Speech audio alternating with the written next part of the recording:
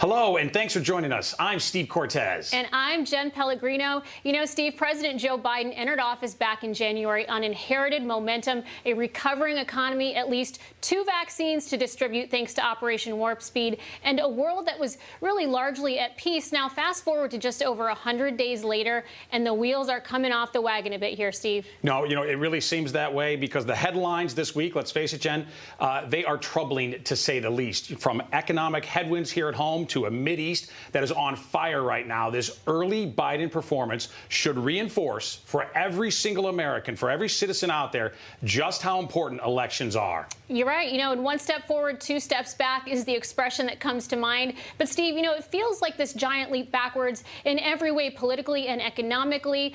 The Biden administration is turning back the clock to a time that we'd really rather not go back to. That's correct. Unfortunately, a time machine and the wrong kind, because, folks, welcome back to the 1970s. And you can thank President Joseph Biden for this 50-year step backwards. Consider some of the frightening similarities. A massive spike in inflation, gasoline shortages, America threatened abroad by an increasingly dangerous foe, rising crime plaguing dangerous streets, and, as if all that's not bad enough, growing racial strife.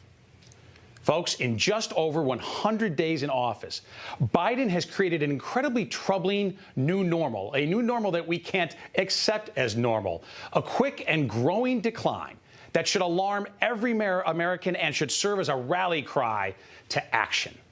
Biden and Harris, they are one-trick ponies when it comes to the economy. Their answer is always the same: spend more, $6 trillion more, on top of the already bloated $5 trillion regular federal budget. Bond markets have answered back as inflation takes hold with abandon all over the country.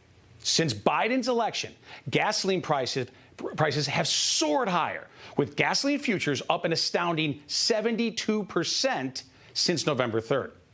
Reckless spending, well, it's pushing inflation higher everywhere, and Biden's war on American energy sure didn't help either, shutting pipelines down even before the recent hackers jumped in on his bandwagon.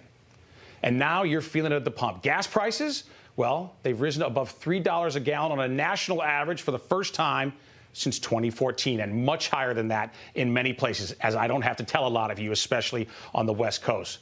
Grocery and home improvement trips, well, they've got a lot more painful too, thanks in part to skyrocketing corn and lumber prices.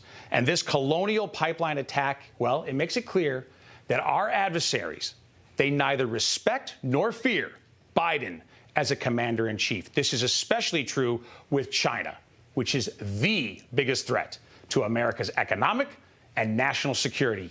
Make no mistake, China in the 2020s is the equivalent of what the Soviet Union was in the 1970s. And like his pal Jimmy Carter, Joe Biden is totally unable to confront this dire foreign threat. Just look and consider how the Chinese foreign minister dressed down Secretary of State Tony Blinken on American soil, no less. And very tellingly, the Chinese used the left's same racially tinged talkers to insult America, repeating the very things that Biden and Harris say week after week.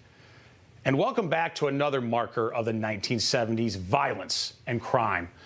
Biden and his allies, they support anti-police forces all over the country.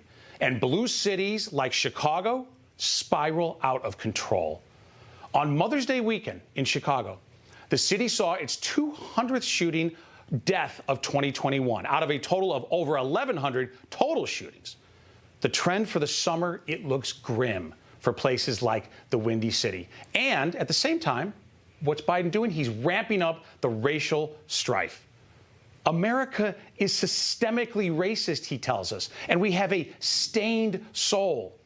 His Department of Education pushes lies on our children with the 1619 Project, and his corporate allies, CEOs of places like Disney, force employees to endure demeaning indoctrination about critical race theory. But unfortunately, this record of racial incitement for Biden, well, It's hardly new. Let's look at his actual record on race, and let's look at it by the numbers. I like to go to the numbers in my Chalk Talk.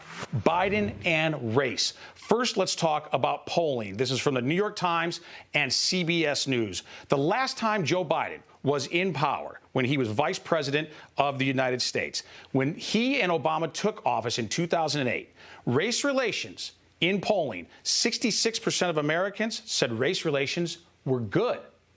8 years later, by the time they left office in 2016, 69%, it had completely flipped. 69% said race relations were bad. Think about that. Think about the division that they fomented. And he's going to do it again. Also, let's talk about the economic welfare of minorities. Black household net worth. During the entirety, those 8 years that Obama and Biden were in the White House, black household net worth declined, according to Fed data, 30%. A staggering loss. So here's the reality. When we look at Joe Biden, when we look at his record, what he has done, when we look at what he is doing right now, I have to think and frankly hope that a lot of Biden voters are getting buyer's remorse. Hey, I'm Rob Finnerty. Thanks for watching. If you enjoyed this video, please join the conversation in the comments below. Don't forget to subscribe, too. Hit the bell icon to be alerted to breaking news. And remember, there's a whole lot more on Newsmax TV, America's fastest growing cable news network. Newsmax TV, we're real news for real people.